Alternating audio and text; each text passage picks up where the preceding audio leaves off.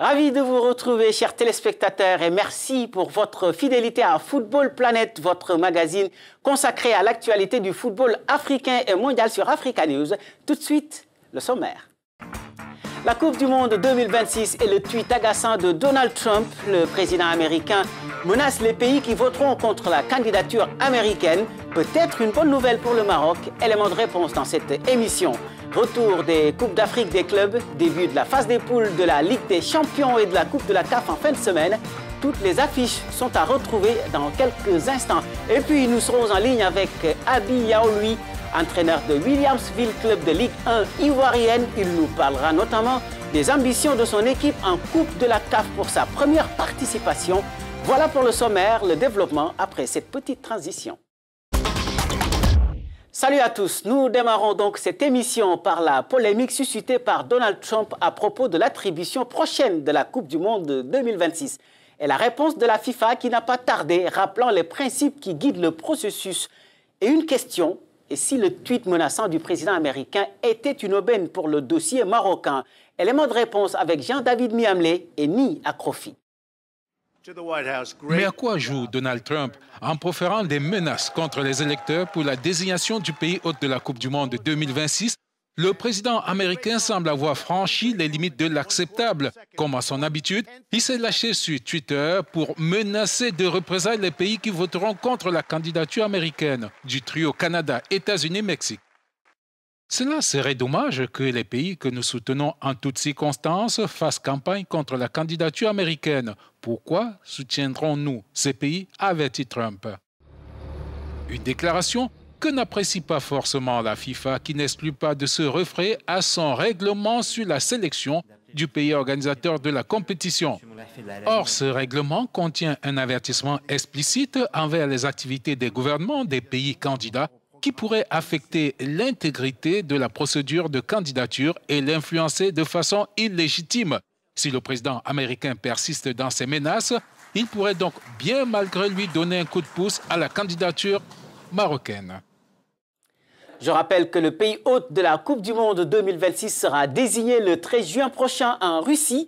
Les Russes qui accélèrent leur préparation à 1 mois et demi du début de leur mondial, Narcisse Ndoumbé et Michael Odouor nous amènent aujourd'hui à la découverte du stade de Samara qui a abrité en fin de semaine dernière son premier match. Une merveille, comme vous allez le découvrir dans ce reportage. Regardez. Le Cosmos Arena de Samara est désormais prêt pour la Coupe du Monde 2018. Ce stade de 45 000 places ayant la forme d'un vaisseau spatial pour rendre hommage à l'apport de cette ville dans le programme spatial russe est le plus grand des nouveaux stades construits pour ce mondial.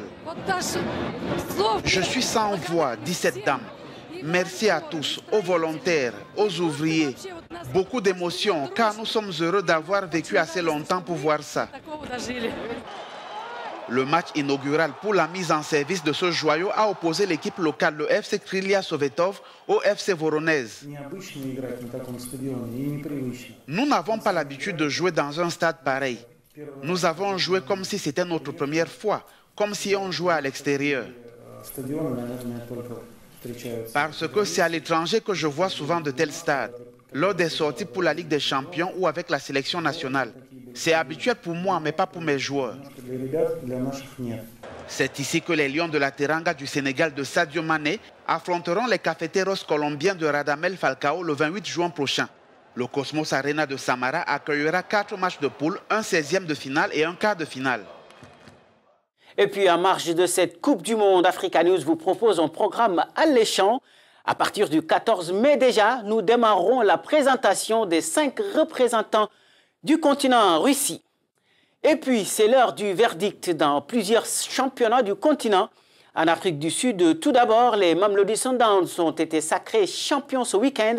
C'est le 8e titre des champions d'Afrique 2016, loin des 26 couronnes de l'ASEC Mimosa. Sacrée championne de Côte d'Ivoire la semaine dernière, 4 journées avant la fin du championnat. Une saison très compliquée pour l'équipe surprise de la précédente Williamsville. L'équipe d'Adiamé n'a pas réussi à confirmer son excellente première saison dans l'élite. Nous sommes justement avec l'entraîneur de l'équipe, Abi Yaoui. Bienvenue dans cette émission, coach. Je le disais tout à l'heure, cette année a été très compliquée en championnat. Peut-on parler de déception ou bien vous pensez que la barre était très haute face à une ASEC pratiquement injouable? Écoutez, je dirais que ce n'est pas une déception. C'est vrai, l'ASEC, c'est notre dévancier. Nous sommes un petit club monté il y a seulement 2 ans. Donc l'année dernière, nous avons fait sensation. Et cette année, nous avons fait la jonction le championnat et la coupe. Et le championnat n'a pas trop fonctionné. Il faut dire que l'ASEC était au-dessus de tous les autres clubs. Parlant justement de l'Afrique et de votre première qualification en Coupe de la CAF, peut-on dire que c'est un moindre mal après votre élimination en Ligue des Champions? Écoutez, vous savez que je parlais d'apprentissage tout à l'heure. Un petit club qui, du coup, se retrouve en Ligue des Champions. Et être en Ligue des Champions, il faut dire que ce n'est pas une mince affaire. Nous avons joué, nous avons manqué de peu avec un score lourd que nous avons enregistré au Maroc. Cela ne nous a pas battus. Au contraire, nous avons beaucoup appris après ce match. Et là, après ce match, nous sommes revenus, on a réfléchi et on s'est dit que c'était un faux pas et c'est l'apprentissage qui continue. Une dernière question avant de nous quitter. Quels sont justement vos objectifs dans cette Coupe de la CAF? Notre objectif, c'est d'être en phase de poule. Et nous sommes en phase de poule. Parce que il ne faut pas participer pour participer. Être deuxième de fond de l'ASEC l'année dernière, nous n'étions pas venus pour faire figuration, surtout dans les deux championnats. Lorsqu'on a été déversé, on s'est dit, bon, voilà une opportunité pour nous d'être en phase de poule. Et voilà, les résultats sont là, nous sommes en phase de poule. Ça, c'est l'objectif premier. Deuxième objectif, la Côte d'Ivoire a besoin de 4 places, a besoin de se positionner en phase de poule pour garder les 4 places africaines. C'est pour cela que nous sommes battus, parce que dans sur 2 fronts, c'est pour cela que nous sommes battus pour être en phase de poule. Merci beaucoup, coach, et bien des choses à tout le monde à Abidjan. Pas de quoi. Je vous remercie. C'était Abia Oloui, entraîneur de Williamsville, qui dispute pour la première fois de son histoire la Coupe de la CAF. Les Ivoiriens vont d'ailleurs jouer leur premier match de la phase des groupes dimanche face au Cara de Brazzaville. Voici d'ailleurs le programme complet de cette première journée de la Coupe de la CAF.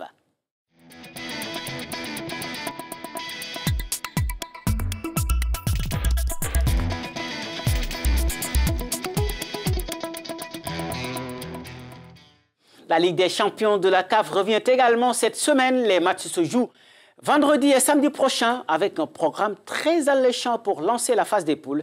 Regardez.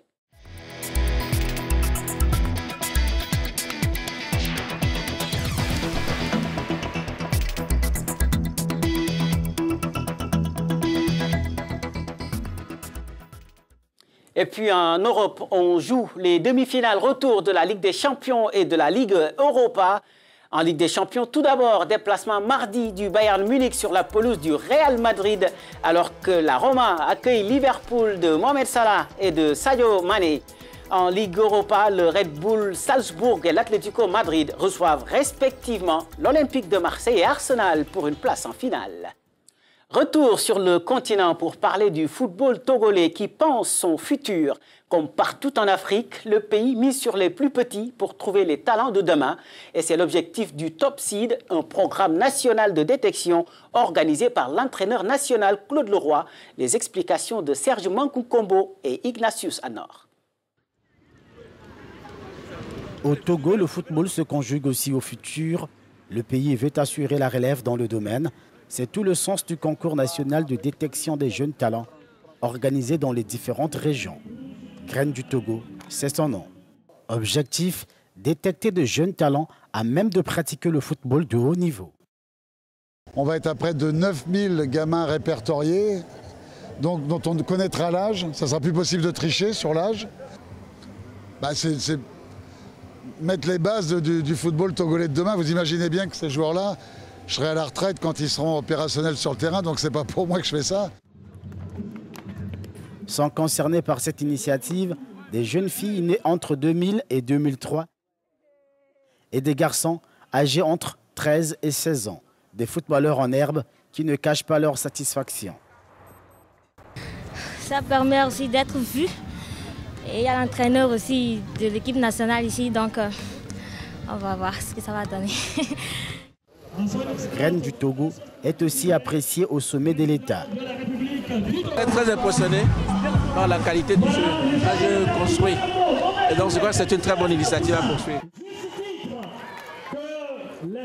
Pour les organisateurs, aucun sport ne peut devenir représentatif et comparatif sur le plan international s'il ne s'appuie sur une masse de jeunes correctement formés et bien suivis. Effectivement, un bon football, c'est d'abord une bonne formation. Nous sommes presque à la fin de cette émission et comment la terminer sans parler de la disparition d'Henri Michel la semaine dernière, le technicien français qui aura laissé derrière lui de beaux souvenirs. Suivez ce témoignage de l'ancien international ivoirien Bonaventure Kalou qui partage avec nous deux de ses souvenirs les plus marquants avec celui qui a qualifié la Côte d'Ivoire pour sa première Coupe du Monde. Le premier, c'est lors de notre défaite ici face au Cameroun en éliminatoire de la Coupe du Monde. On était tous abattus parce qu'on était presque éliminés. Et il était l'un des rares dans les vestiaires à trouver les mots pour déjà nous remonter le moral et puis nous dire que c'était pas perdu. Après, mon deuxième souvenir le plus marquant, c'est encore en éliminatoire de Coupe du Monde contre la Libye, où on avait fait 0 et le lendemain, j'avais joué un match, la finale de Coupe de France avec Auxerre et j'avais marqué un but. Ce jour-là, l'Union sportive ivoirienne m'était tombée dessus, soit disant que j'avais levé le pied avec la sélection. Et puis, encore une fois, c'est lui qui m'a appelé, qui m'a vraiment remonté le moral et qui m'a toujours apporté son soutien. Donc, c'était un esthète, il aimait le beau jeu, il était l'incarnation même du jeu à la nantaise. Partout où il est passé, il a toujours essayé d'inculquer cette philosophie-là. Pour moi, c'est le meilleur hommage qu'on puisse lui rendre. Bonaventure Kalou, ancien attaquant de l'équipe nationale de Côte d'Ivoire, au téléphone de Ruth Lago. Ainsi s'achève cette émission que vous pouvez retrouver sur notre site web www.africanews.com. Nous attendons également vos réactions aux adresses qui s'affichent en ce moment à l'écran. Football Planet revient la semaine prochaine, même heure, même studio. Au revoir.